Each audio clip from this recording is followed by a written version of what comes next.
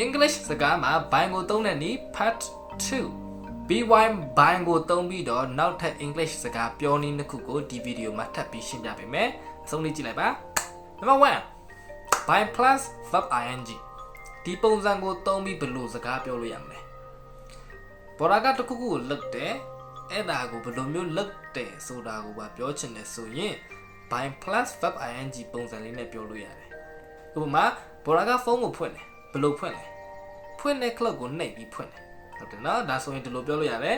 I power up the phone by pressing the on button I power up the phone by pressing the on button ဖုန်းဖွင့်တယ် I power up the phone ဘယ်လိုဖွင့်လဲ by pressing the on button great ဘော်ဒါကအခုအင်္ဂလိပ်စကားလေ့လာနေတယ်ဘယ်လိုလေ့လာနေလဲကျွန်တော်ရဲ့ဗီဒီယိုတွေကိုကြည့်ပြီးတော့လေ့လာနေတယ်ဒါဆိုရင်ဒီလိုပြောလို့ရတာပေါ့ I'm learning English by watching English Let's videos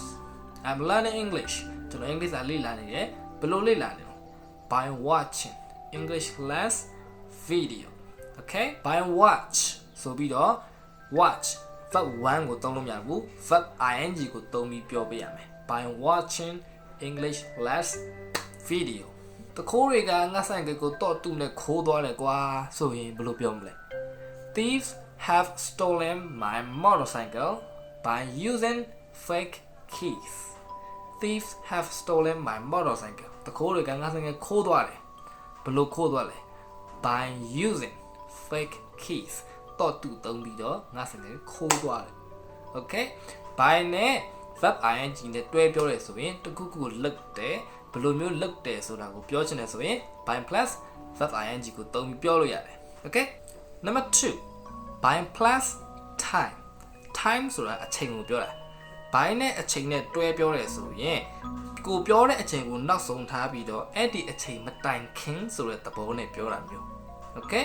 ဥပမာ we'll meet by 1 pm ငါတို့နေ့လယ်တနာရီမတိုင်ခင်တွေ့ရအောင်ဒါဆိုရင်နေ့လယ်တနာရီနောက်ဆုံးထားမယ်အဲ့ဒီအချိန်မတိုင်ခင်ငါတို့တွေ့ကြမယ် we'll meet by 1 pm Can you transfer the money by the evening Can you transfer the money by the evening ညနေကိုနောက်ဆုံးထားပြီးတော့အဲ့ဒီအချိန်မတိုင်ခင်ပတ်စံလွှဲပေးလို့ရမလားလို့မေးတာမျိုး Can you transfer the money by the evening Okay ဒါဆိုရင် evening ကနောက်ဆုံးချိန်အဲ့ဒီအချိန်မတိုင်ခင်ပတ်စံလွှဲပေးလို့ရမလားလို့မေးတာမျိုး transfer ဆိုတာလွှဲတာ Okay နောက်ခု by နဲ့ရက်နဲ့တွဲပြောတယ်ဆိုရင်လည်းဒီသဘောပဲကိုပြောတဲ့ရက်ကိုနောက်ဆုံးထားပြီးတော့အဲ့ဒီရက်မတိုင်ခင်ဆိုတဲ့သဘောနဲ့ပြောတာမျိုး Okay ဥပမာကြည့်အောင် I need to submit my job application by Friday I need to submit my job application by Friday Friday တောက်ကြနေ့ကိုနောက်ဆုံးထားပြီးတော့ငါအလုပ်လျှောက်လွှာတင်ရမယ် submit ဆိုတာကလျှောက်လွှာတင်တာ job application ဆိုတာကအလုပ်လျှောက်လွှာ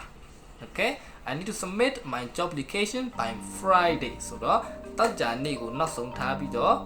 ငါအလုပ်လျှောက်လွှာတင်ရမယ်ဆိုတဲ့သဘောနဲ့ပြောတာ Okay then ဘိုင်းကိုသုံးပြီးတော့ English စကားပြောနည်းနှစ်ခုသိသွားပြီဆိုရင် yes လို့မှတ်ခဲ့ပါခင်ဗျာနောက်ထပ်ဒီလိုလွယ်ကူရှင်းလင်းတဲ့ဗီဒီယိုတွေနဲ့ English စာလေ့လာလို့ရအောင် subscribe လုပ်ခဲ့ပါခင်ဗျာ bye bye then